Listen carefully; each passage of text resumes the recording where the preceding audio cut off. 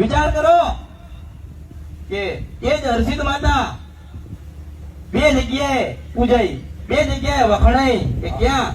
કે સિંધ મનસપરા નદીના ગંધર્પિયા મેરડી ઉજ્જૈન વેહી. એક જ વિશ્વમાં માતા છે જેની બે આરતી થઈ આ કળિયુગની અંદર. એક થઈ તો કે કોયલા ડુંગર, બીજી થઈ તો કે ઉજ્જૈનના રાજા વિક્રમભાઈ થઈ ને. એ જ માતા આજે ઘરે ઘરે પૂજાય. પૂજાય કે નહીં માસ્ટર?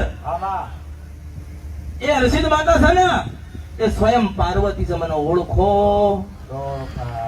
શિવ અને શક્તિ બે ને ભેગા કરો એટલે હર્ષિત નામ પડી દો.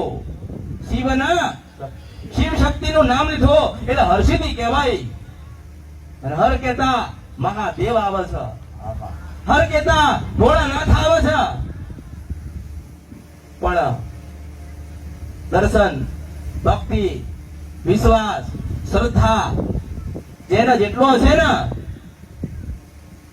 એક સમયે કદાચ તમે ના જઈ શકતા હોય માતાને મળવા, પણ એવો ભાવ હોય, એવો વિશ્વાસ હોય કે માં અમે નથી આવી શકતા, તું આવજે.